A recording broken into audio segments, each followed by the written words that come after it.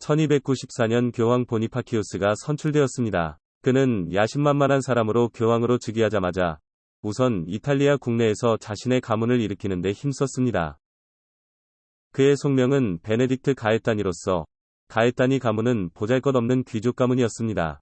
가문을 일으키기 위해서 그는 조카를 시켜 교황청 공금으로 넓은 영지를 사도록 했습니다.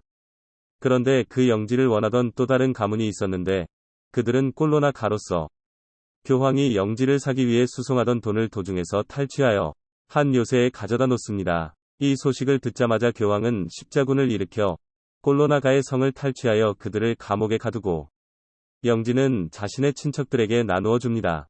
그는 그런 종류의 사람이었습니다. 꼴로나가 사건으로 교황 선출에 결정적 도움을 주었던 이탈리아의 귀족들은 교황에게 반감을 품고 돌아서게 됩니다. 자신들도 언제 그런 일을 당할지 모르기 때문이죠. 보니파키우스는 이런 분위기를 무시하고 이제는 프랑스의 왕인 필립 4세와 대립하게 됩니다. 필립 4세는 사제들에게 세금을 매겨서 통치자금을 마련하려고 했습니다. 이때만 해도 교회에서 세금을 거둔다는 것은 거의 있을 수 없는 일이었습니다. 그런데 필립은 그렇게 했습니다. 교황은 1296년 칙령을 내려서 필립 4세에게 교황의 동의 없이 과세하는 것을 멈추라고 말하고 또한 프랑스 영내의 사제들에게도 자신의 명을 따르라고 명령했습니다. 이것을 프랑스 왕에 대한 도전이라고 생각한 필립은 프랑스에서 이탈리아로 금과 은이 유출되는 것을 막아버렸습니다. 곧 지독한 자금난에 시달리게 된 교황은 자신에 대한 추기경들의 탄핵 사건이 일어나자 1297년 필립 4세에게 완전히 항복하는 여러 조치들을 내놓고 항복합니다. 교황과 프랑스 왕의 대립은 이것으로 끝난 것이 아니었습니다.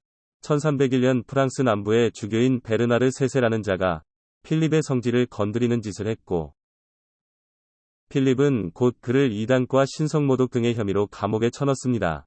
그리고 교황 보니파키우스에게 사자를 보내서 이 조치들을 승인하도록 요청합니다. 하지만 교황은 필립의 요청을 즉각 거부했고 제속 사제에게 명함이라는 칙령을 발표해서 필립에게 저항하도록 프랑스 사제들에게 명령합니다. 필립은 당시 국민들의 대표격인 삼부회를 소집해서 교황은 그 자리에 있을 만큼 고귀한 자가 아니기 때문에 쫓아내야 한다고 선언합니다. 교황은 이에 맞서서 어남상텀 우남상탐, 유일한 권위라는 칙령을 발표합니다. 내용은 국왕권에 대해서 교황권이 절대적 우위에 있다는 것을 극단적으로 표현하고 있는 것입니다. 그리고 1303년에 교황은 위의 칙령에 의거해서 프랑스 왕 필립 4세를 파문하려고 합니다. 필립은 곧 행동에 돌입합니다. 필립이 거느리고 있는 부하 중에서 정보 조작, 고문 등 여러 가지 재주가 많은 사람이 있었습니다. 윌리엄 드 노가레라는 자인데 필립은 그에게 즉시 행동에 돌입하도록 명령합니다. 노가레는 곧 여러 가지 죄목들을 만들어서 보니파키우스에게 덮어 씌웁니다. 이단에 빠진 사악한 마술사이며 고위 성직자들을 여럿 독살했다. 그리고 동성애자로서 애인도 여럿이 있다고 노가레는 꾸밉니다. 그리고 교황과는 철천지 원수인 꼴로나 가의 사람인 스키아라 꼴로나를 부추겨서 로마로 보냅니다. 교황은 당시에 안얀이라는 곳에 머물러 있었는데 1303년 9월 7일 스키아라 꼴로나는 꼴로나가 사람들과 주변의 여러 깡패들을 모아서 거느리고 그곳으로 향합니다.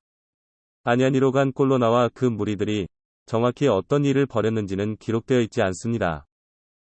그러나 교황이 그 뒤에 했던 행동들을 보면 짐작은 할 수 있습니다. 떠도는 여러 가지 이야기 중에서 가장 충격적인 것은 깡패들이 그를 성추행했다는 이야기입니다. 아무튼 보니파키우스는 석방된 뒤에 충격과 수치심을 견디지 못해서 그해 안에 세상을 떠납니다. 필립 4세는 그 이후로도 교황청에 아무런 제재나 간섭도 없고 오히려 보호를 받습니다. 이 사건이 중요한 것은 이것으로 교황권과 왕권의 서열이 분명해졌다는 것입니다. 아직은 거의 시작 단계나 마찬가지지만 교황권에 대해서 왕권이 승리해가고 있다는 것입니다.